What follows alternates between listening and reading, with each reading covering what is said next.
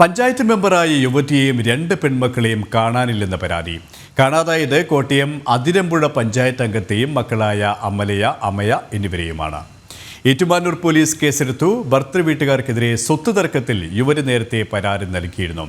വിശദാംശങ്ങളുമായി മിഥുൻ അയ്യപ്പൻ ചേരുകയാണ്. മിഥുൻ, എപ്പോൾ മുതലാണ് ഇവരെ കാണാതായത്? പോലീസിന്റെ അന്വേഷണവും ഈ തരത്തിലാണ്. ഇന്ന് രാവിലെ മുതലാണ് ഇവരെ കാണാതായത്.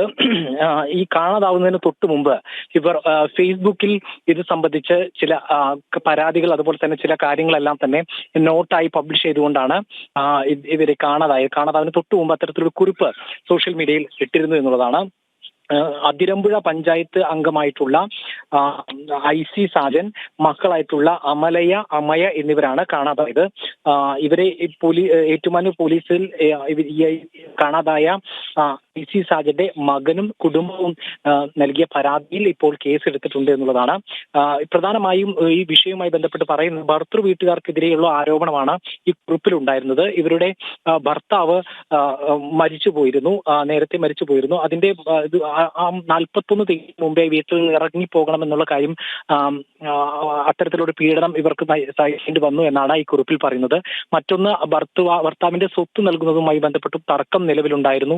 അത്തരത്തിൽ ഇനിയും അവിടെ ഇത്തരത്തിൽ ഭർത്തൃമാതാവിന്റെ പീഡനം സഹിച്ചു നിൽക്കാൻ കഴിയില്ല എന്നുള്ള കാര്യങ്ങളെല്ലാമാണ് ഇത്തരത്തിലുള്ള സോഷ്യൽ മീഡിയ പോസ്റ്റിലുള്ളത്.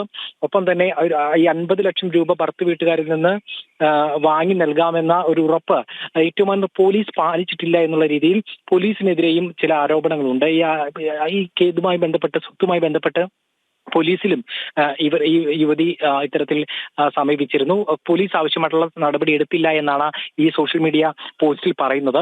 പക്ഷേ പോലീസ് പറയുന്നത് ഇത് സംബന്ധിച്ച് കൃത്യമായിട്ടുള്ള നടപടികൾ എടുത്തിരുന്നു. സ്വത്തുമായി ബന്ധപ്പെട്ടുള്ള കാര്യങ്ങളെല്ലാം തന്നെ ചർച്ചയിലൂടെ പുരോഗമിച്ചുകൊണ്ടിരിക്കുകയായിരുന്നു എന്നാണ് ഇപ്പോൾ പോലീസ് വ്യക്തമാക്കിയിട്ടുള്ളത്. ഏതായാലും ഇപ്പോൾ ഈ യുവതി ബന്ധുവീടുകളിൽ എവിടേക്കെങ്കിലും ആകാമെന്നുള്ള ഒരു നിഗമനത്തിലാണ് ഇപ്പോൾ പോലീസ് ഉള്ളത്. പോലീസ് അന്വേഷണം ആരംഭിച്ചുകൊണ്ടിരിക്കുകയാണ്. പ്രധാനമായും എടുത്തു കാണേണ്ടത് ഈ ഏറ്റുമാനൂർ പോലീസ് സ്റ്റേഷനിൽ തന്നെയാണ് കഴിഞ്ഞ 2 കേസുകൾ സമാനമായിട്ടുണ്ടായിരുന്നത്. ട്രെയിനിന് മുന്നിൽ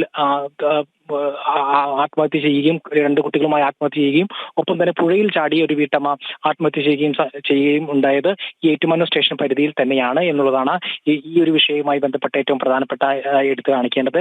എന്തായാലും പോലീസ് ഇപ്പോൾ അന്വേഷിച്ചുകൊണ്ടിരിക്കുകയാണെന്നും ബന്ധുവീടുകളിലേക്ക് മാറിയിരിക്കാനുള്ള ഒരു സാധ്യത എന്നാണ് ഇപ്പോൾ പോലീസുമായി ബന്ധപ്പെടുമ്പോൾ വ്യക്തമാക്കുന്നത്. ഈ സ്വത്തുമായി ബന്ധപ്പെട്ടുള്ള തർക്കത്തെ തുടർന്നാണ് യുവതി വീട് വിട്ടിറങ്ങിയത് എന്നാണ് ഇപ്പോൾ മനസ്സിലാക്കാൻ കഴിയുന്നത്.